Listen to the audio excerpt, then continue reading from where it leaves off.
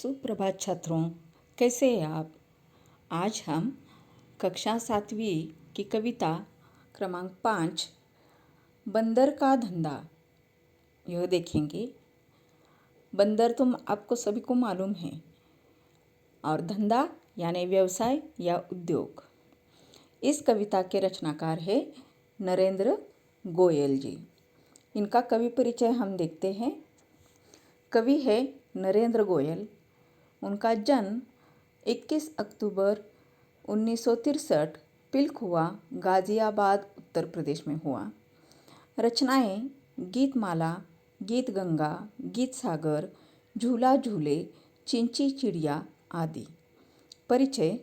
नरेंद्र गोयल जी आप बाल मनोवैज्ञानिक के ज्ञाता माने जाते हैं। आपने बालोपयोगी बहुत सारी रचनाएं हिंदी जगत को दी है। प्रस्तुत कविता का मूल भाव देखिए।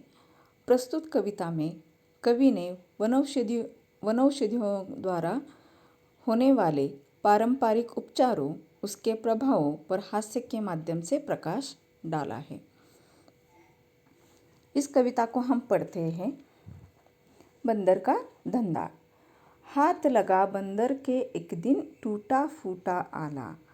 झट बंदर ने पेड़ के नीचे कुर्सी मेज ला डाला। भालू आकर बोला, मुझको खांसी और जुकाम।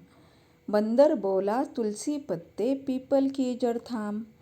पानी में तुम इन्हें उबालो, सुबह शाम को लेना। खांसी जब छू मंतर होए, फीस तभी तुम देना। बिल्ली बोली, मुझको आया 104 बुखार। मैं शिकार पर कैसे जाऊं, जल्दी इसे उतार।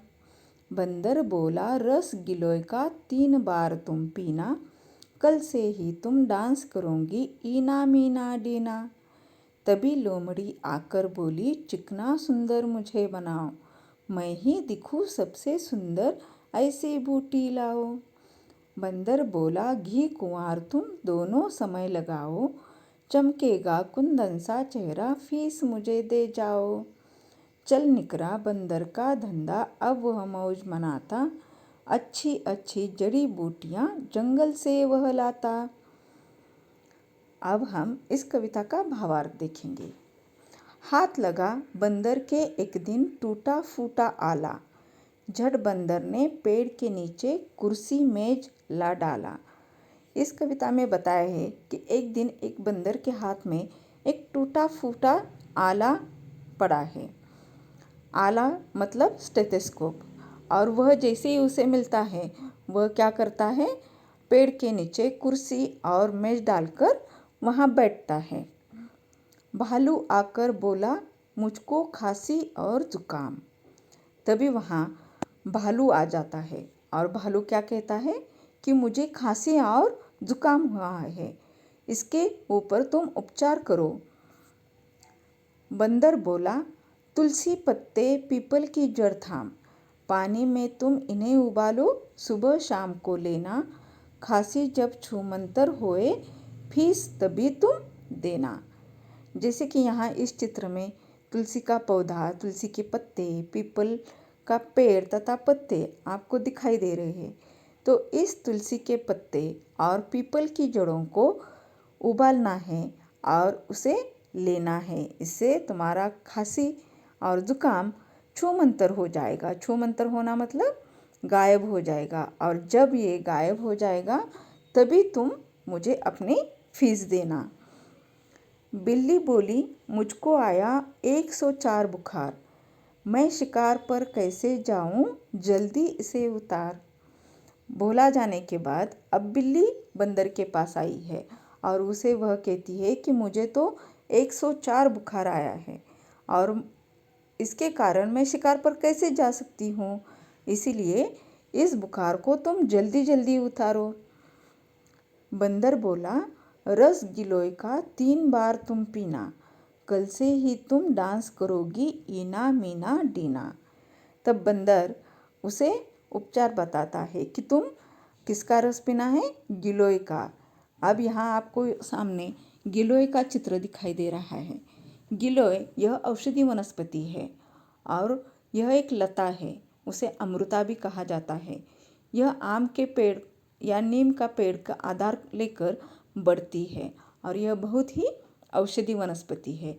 तो ऐसे औषधि वनस्पति का सेवन, उसके रस का सेवन करने के बाद तुम्हारा बुखार पूरा गायब हो जाएगा, यानी कम हो जाएगा, जिसके कारण तुम इतनी स्वस्थ हो जाओगी कि तुम डांस करने लगोगी, यानी नाच सकोगी।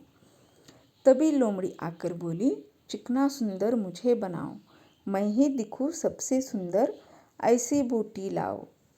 और तभी बंदर के पास कौन आता है? लोमड़ी। लोमड़ी यानी फॉक्स।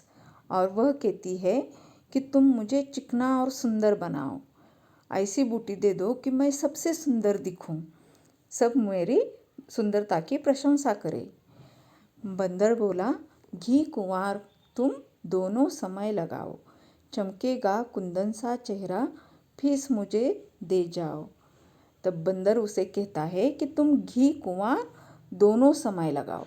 घी कुंवार यानी जिसे अंग्रेजी में एलोवेरा और संस्कृत में घृत कुमारी कहते हैं।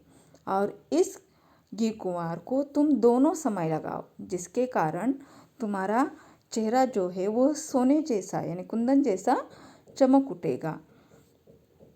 चल निकला बंदर का धंधा, अब वह मौज मनाता, अच्छी अच्छी जड़ी बूटियाँ जंगल से वह लाता। और जैसे ही उसने इन सारी वनस्पतियों का उपयोग अच्छे तरीके से बताया, तो इस तरह उसका जो धंधा है, व्यवसाय है, वह बहुत ही आगे जाकर बढ़ गया है और जिसके कारण वह मौज मनाता है, आनंद लेता है।